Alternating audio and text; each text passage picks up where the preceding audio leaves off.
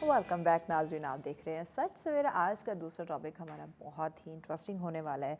नाज़रीन, हम शेर व शायरी तो बहुत सुनते हैं, अदीबों से मिलते भी हैं, शायरों से मिलते भी हैं, लेकिन इनका जो हमारे मुआशरे में रोल है, जो हमारे मुआशरे में इखलाकी और सकाफ़ती कदरों को उजागर करने में जो इनका किरदार देखने में आता है, यकीनन उस पे बात करना, उसको उजागर करना, उसको समझने की हमें ज़रूरत है। कहते हैं ना कि शायर जो है वो ज़िंदगी के ना सिर्फ नए इम्कानात को दरियाफ़्त करता है, बल्कि इंसान की ज़िंदगी में जो मसाइल हैं या जो अरूज है, जो ज़वाल है, उसको भी हाईलाइट करता है और एक नई दास्तानें जो हैं वो कलम बंद होती हैं। तो यानी कि आज के इस टॉपिक में हम बहुत कुछ जानने वाले हैं, बहुत कुछ हमारे सामने आएगा कि ये जो शायर और अदीब जो कि इतने इंटरेस्टिंग चीज़ें लिखते हैं या इतनी तल्खियाँ इनके अल्फाज में या कहीं बड़ी नरमी भी देखने को मिलती हैं, एक्चुअली में कैसे ये मुआशरे की पूरी अक्कासी करते हैं, मुआशरे की जो होने वाली हलचल है उसको देखते हैं और आप लोगों के सामने रखते हैं। और जैसे कहते हैं ना कि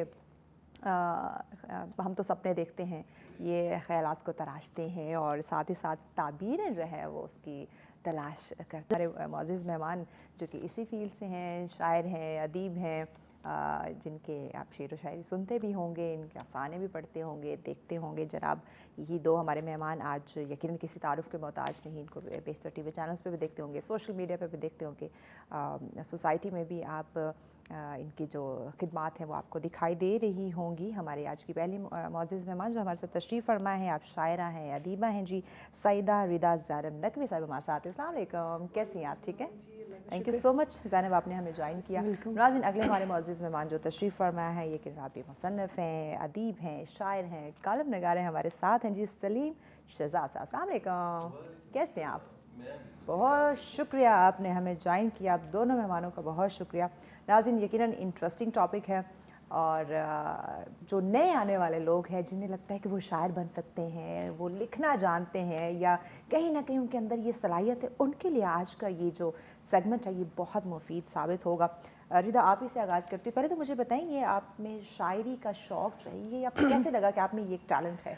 अच्छा, मुझे बेसिकली बचपन से ही लिखने का बहुत शौक़ था और मैं अपने टूटे फूटे अल्फाज लिख के अपने नाना अब्बू को दिखाया करती थी। अच्छा। और वो मुझे इस चीज़ पे बड़ा अप्रिशिएट करते थे कि आप आने वाले फ्यूचर में बहुत अच्छी जो है वो आप शायरा बनोगी। तो फिर एक मोटिवेशन मिली आपको? जी बिल्कुल ऐसे ही है। और बचपन से वो लिखना, मुझे उस वक़्त शायद काफ़िया, रदीफ़, ओज़ान का कोई ख़ास इल्म नहीं था, लेकिन उसके बावजूद जो है मैं लिखती रही। और मुझे जब मैं 9 क्लास में थी तो मेरे अंकल हैं एक, आसिफ जाफरी नाम है उनका, तो वो उन्होंने मेरा वो सारा वो देखा मसवदा, तो उन्होंने कहा कि आप तो बहुत अच्छा लिखती हो। फिर उसके बाद जो है मेरी एक जो है मैंने किताब शाये करवाई और तभी से मैं साथ साथ अभी तक वो लिखती आ रही हूँ। अच्छा, तभी से आप लिखती आ रही हैं। आप अभी हम ऑफर जो जैसे बात भी कर रहे थे, आपकी वो बुक भी आई है, तो उस बुक का नाज़रीन को ज़रा बताइए। अच्छा, मेरी वो जो किताब है वो भी नज़मों पे जो है मुश्तमिल है। तो मेरी वो जो किताब थी वही मैं जिनका जिक्र कर रही थी कि वो जो मेरे अंकल हैं वो आए और उन्होंने वो किताब जो है वो देखी और उन्होंने कहा कि बहुत ही खूबसूरत जो है ये आप लिखती हो, इसको शाया करवाना चाहिए। और वो ले गए और उन्होंने उसको जाके शाया करवाया और वो लोगों में बहुत पसंद की गई। लोगों ने उसको बड़ा पसंद किया कि बड़ी खूबसूरत तरीके से आप लिखती हैं। लोगों ने मुझे बहुत ज़्यादा इस चीज़ पे अप्रिशिएट किया कि आप बहुत अच्छा लिखती हैं, आप लिखती रहें। फिर मेरा ये मुशायरों में आने जाने का इत्तेफाक हुआ, उनमें आना जाना शुरू कर दिया। ठीक है। तो बस ये जो मेरे अंदर शौक़ है ये और भी पुख्ता होता चला गया, ज़्यादा बढ़ गया।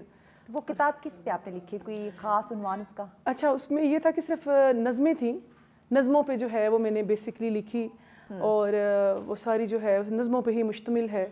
और उसके बाद अब मैंने गज़ल की मेरी जो किताब है अब गज़ल की आने वाली है, जो इससे पहले थी वो नज़मों की थी। अच्छा। और उसके एक नज़म है, मतलब अगर आप सुनाएं तो बड़ी बात। अच्छा, मैं आपको अपनी गज़ल सुनाती हूँ। ज़रूर ज़रूर।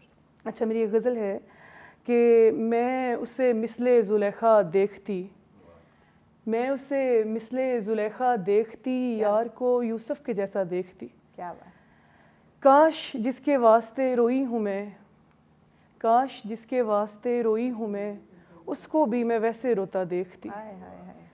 और चूमती आँखों से मैं खाके शिफा, क्या, चूमती आँखों से मैं खाके शिफा और नजफ़ का करिया करिया देखती। वो पराया हो गया और शहर में, वो पराया हो गया और शहर में फिर रही हूँ चेहरा चेहरा देखती। ایک محبت سی میں اپنے واسطے کاش ان آنکھوں میں ہمیشہ دیکھتی. بد دعا دیتی نہیں ہوں میں ردا, بد دعا دیتی نہیں ہوں میں ردا, ورنہ دنیا ایک تماشا دیکھتی. کیا بات ہے, کیا بات ہے. اچھا, جب آپ نے اپنی یہ بک لکھی تھی, آپ نے یہ کتاب لکھی, کسی کی ہیلپ لینی پڑی, کسی نے گائیڈ کیا ہو؟ نہیں, میری جس طرح میں نے وہ میرا جو جیسے وہ مسودہ تھا نا, جیسے میں نے وہ لکھا ہوا تھا سارا, اب وہ تھی بھی نظمیں تھیں اور تقریباً سب نثری نظمیں ہیں, تو اس میں کوئی وہی میرے جو انکل ہیں آصف جعفری جن کا نام ہے, انہوں نے ہی اس میں جو ہے میری تھوڑی بہت اصلاح کی, باقی انہوں نے جو ہے اس کو. اچھا, آپ اب ہم ذرا اپنے ٹاپک کی طرف آ جاتے ہیں. آپ کا تھوڑا سا انٹروڈکشن ہم نے ناظرین کے سامنے رکھا تھا, وہ کلیئرلی جان لیں. کیا سمجھتی ہیں کہ آپ جیسے ماشاء اللہ شاعرہ, ادیب, مصنف, کالم نگار جو ہیں, معاشرے میں ان کا جو ایک امیج ہے, ان کا جو رول, جو کردار ہے, وہ کیسے دیکھ رہی ہیں؟ وہ میں ایسے دیکھ رہی ہوں کہ ایک شاعر جو ہوتا ہے وہ بڑی حساس طبیعت کا مالک ہوتا ہے.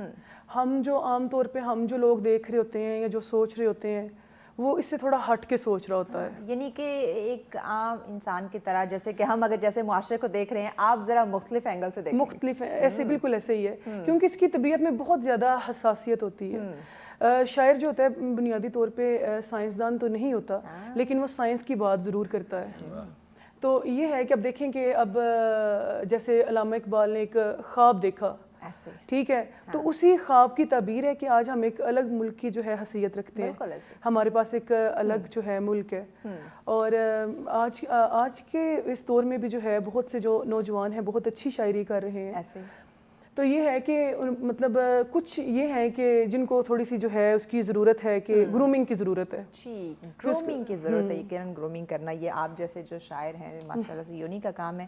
شہزاد صاحب, آپ بتائیے گا کہ آپ کا یہ جو ایک سلسلہ خوبصورت شاعری کا, لکھنے کا, یہ آپ نے کیسے شروع کیا؟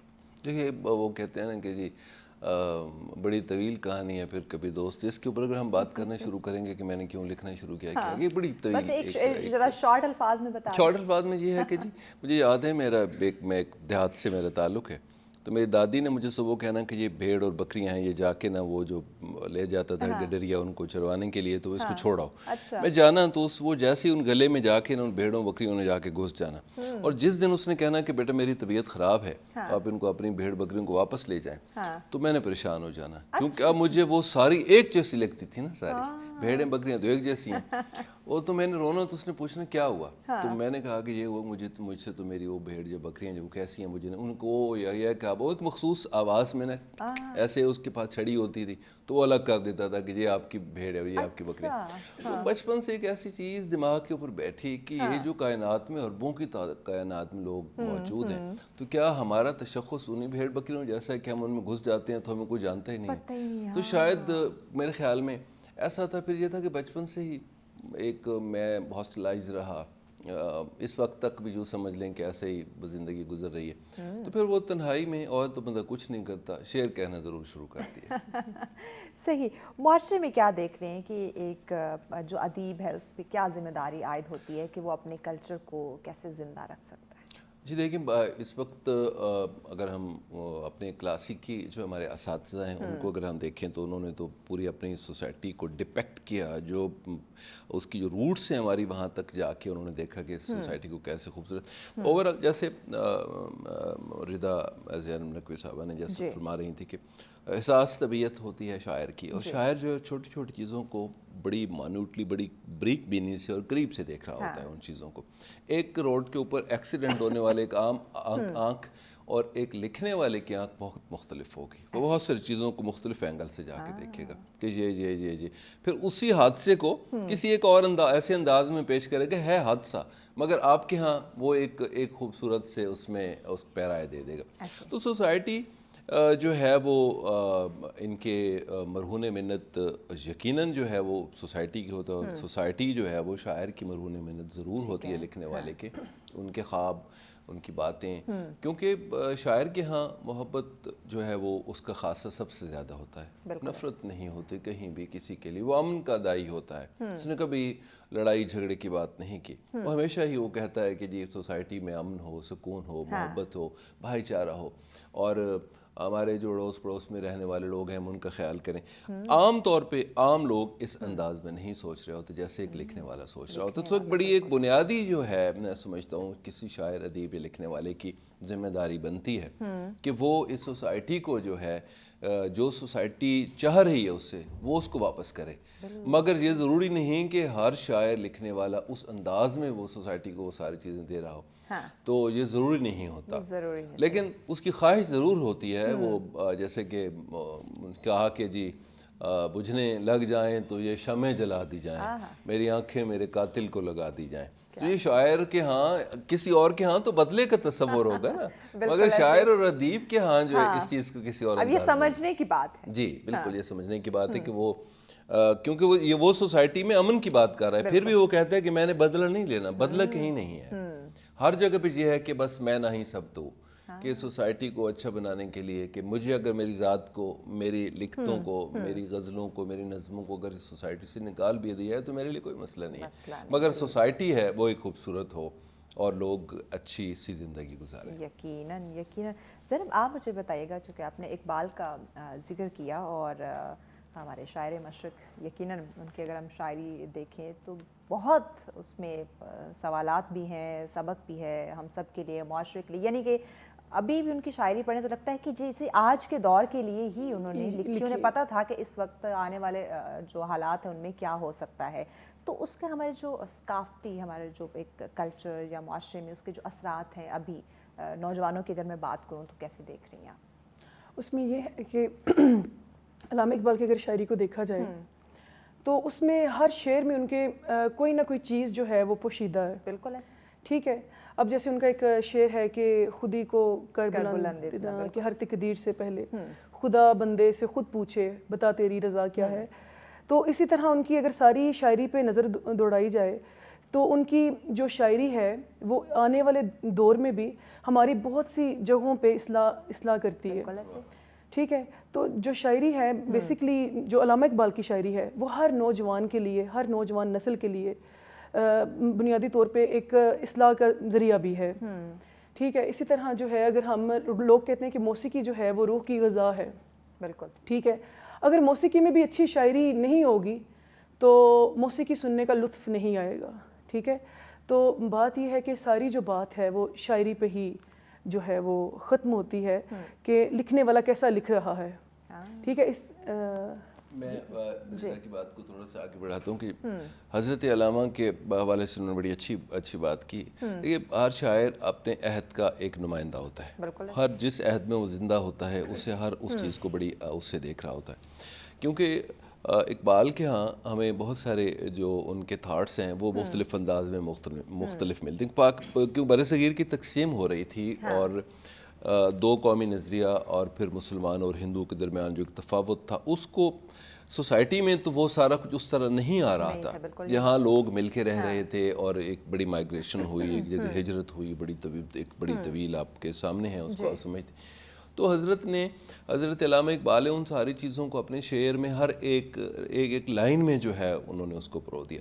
میں یہ جو ہے میری گزارش ہوگی ہمارے بڑوں سے کہ جہاں ہم انفارمیشن ٹیکنالوجی اور ڈفرینٹ جو mode of walk of life کے جو ہمارے سبجیکٹ ہیں جن کو ہم اس وقت جو مختلف یونیورسٹیز کالجز اسکولز میں پڑھایا جا رہا ہے, تو وہاں اقبال کو بھی اسی طرح ساتھ رکھنا چاہیے. اقبال اتنا ہی بڑا آدمی ہے جتنا نٹ سے بڑا آدمی, جتنا سرتر بڑا آدمی تھا.